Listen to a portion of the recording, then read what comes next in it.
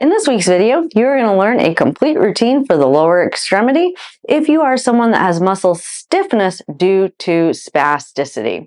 If you're new to this channel, I'm Tara, I'm a neurologic physical therapist, and on this channel we talk about anything and everything related to mobility, health, fitness, and mindset in the context of neurologic injury, with the end goal of empowering you with as many tools as possible to take ownership of your rehab and your health, to live an overall more active, more mobile, pain-free, happier, healthier life. And all that said, let's talk about spasticity. If you were here last week, I talked about muscle stiffness and how this can either be due to spasticity, muscle tightness, or muscle contractures. And the key takeaway was to differentiate kind of between spasticity and tightness and that velocity dependent component that goes along with spasticity. So if you have stiff muscles and you have had an injury to your brain or your spinal cord, one of the symptoms can be that you get muscle spasticity.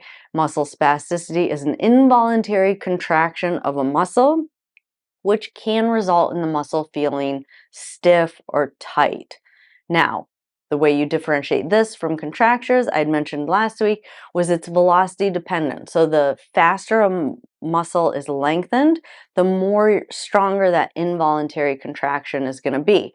So with that said, stretching is a little bit different for spasticity. I like to add kind of a movement component so your muscles can get used to lengthening and hopefully not have that like kind of reactive contraction. So again, this mobility routine is specifically for those of you that have spasticity and you have that velocity dependent component of that muscle stiffness. We're going to start with the hip, then we're going to do some for the knee, and then we're going to go to the ankle. But before we get into those exercises, if you're new to this channel, we do have 2 membership programs. With your membership program, you do get access to the PDF handouts that go along with these videos. This video does have a PDF handout where you can get pictures and descriptions of all the exercises that we're about to go through so that you don't have to keep coming back and replaying this video. You can just take that PDF handout to your workout area and make it much easier to implement them into your routine. To get access to this PDF handout and to all the PDF handouts that go along with the videos on this channel, you can sign up for our membership program by visiting rehab-hq.com. But now let's go ahead and dive into the exercises.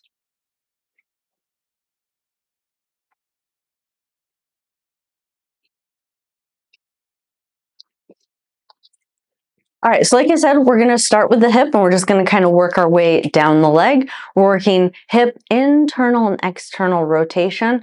Again, I'm going to mention this several times because this is the key difference between kind of a mobility routine for spasticity versus a mobility routine for tightness. In a mobility routine for spasticity, you want kind of a movement component to it so that the muscles can get used to lengthening without that recoil or that reaction of that muscle to automatically contract. So I like to add a pretty heavy weight to the knee. I will put a link. These are my favorite weights. This is my favorite brand. I'll put a link for these weights in the description below. But you do want kind of a little bit of a heavy weight just to kind of help facilitate some of that rotation or kind of give a little bit of a stretch to that rotation. So again, weight on the knee. Some of you might need help to get it around your knee. But then once you do, you're just going to rock that knee, rotate that hip side to side. You want that movement to be nice and smooth and controlled. You don't want it dropping. You want to really control it on the way out, and you want to control it on the way over, control it on the way out, and then control it on the way back over.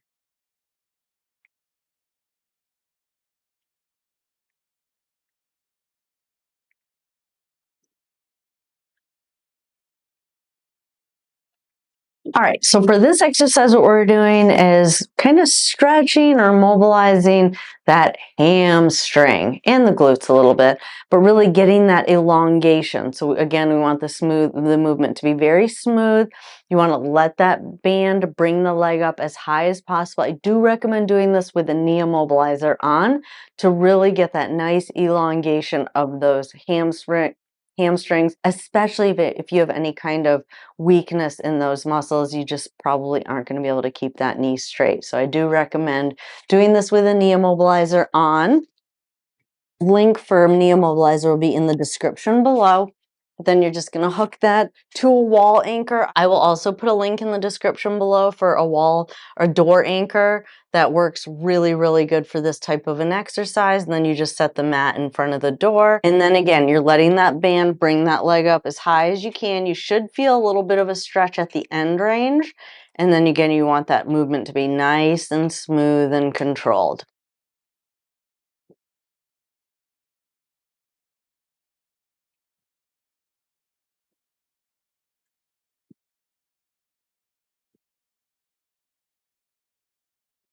And it's, again, this is to make sure you're really getting that nice elongation, that nice stretch in your hamstrings, letting that muscle lengthen without getting any type of a contraction in there.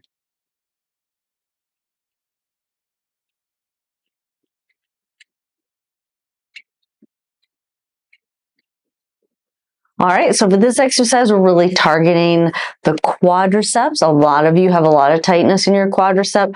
We're basically allowing that band to really lengthen that quadricep muscle, really getting that muscle used to being elongated, okay? So might be a little tricky getting into the band, but you can try and just kind of attach it to your foot first, start on your back, and then kind of roll over.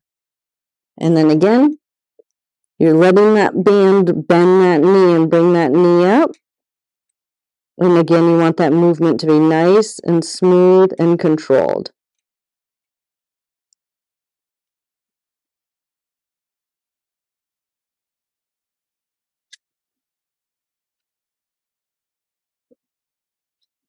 All right, and then this is not new for a lot of you that have been around for a while. I love a wedge. It does stretch the calf muscle.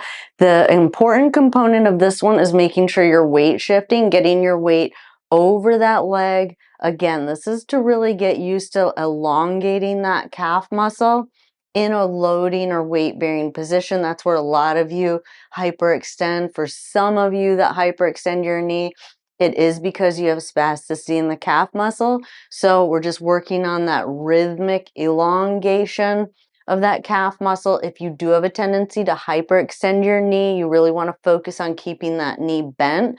Sometimes it does help to hold on in order to keep that knee in that bent position. And then you're just doing a nice, really rhythmic forward, backward step, elongating that calf muscle. Really getting that muscle used to lengthening without getting that recoil contraction. So again, to reiterate, these exercises are really intended to address stiffness due to spasticity, which is an involuntary contraction. So it's not like a traditional stretch that you would do if you just had tightness. You really want that rhythmic elongation of that muscle, getting that muscle used to lengthening without getting that immediate contraction. So hopefully you guys found these exercises helpful. Don't forget, there is a PDF handout that goes along with this video that is available to our Gold and our Bronze monthly members. To learn more about our membership programs and to sign up, you can visit rehab-hq.com. I enjoyed spending time with y'all today, and I'll see you in the next video. Have a good day.